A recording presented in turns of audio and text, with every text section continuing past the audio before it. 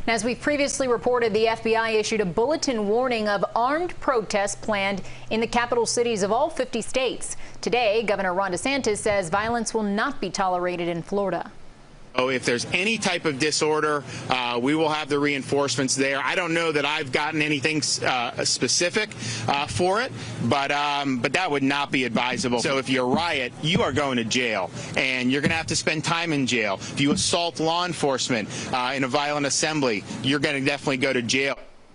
Even with the governor's warning, some state lawmakers are expressing concern about potential violence. CBS 4's Karlie Barnett has more on that. Karlie.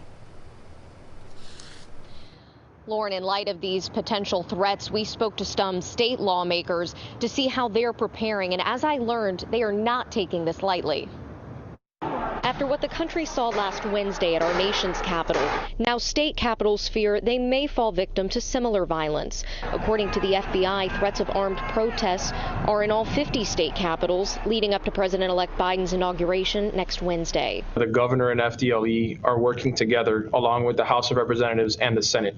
Luckily, session or committee weeks will not be taking place on the day of the inauguration, so the Capitol will not be filled with legislators as it was in Washington, D.C. Republican State Representative Daniel Perez of Florida's 116th district in Miami-Dade says he is not concerned about their safety and does not believe the events of January 6th will be repeated. What happened about a week ago was more of an anomaly than a normality. I don't think that is the average American. I don't think that's the average Republican or the average Democrat.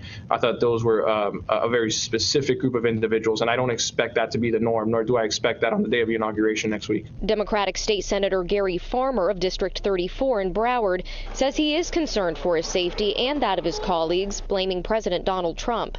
We are in a very dangerous place right now, in large part, in almost exclusively due to the rhetoric and the encouragement of the President of the United States. When it comes to the impeachment proceedings that may move forward by Wednesday, here's what they each had to say. I think President-elect Joe Biden has a unique opportunity to unify the country, which we so often heard from him throughout his campaign. Now he has a time to prove it and put his money where his mouth is and truly unify the country.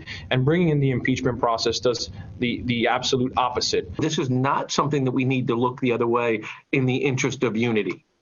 They've created this disunity.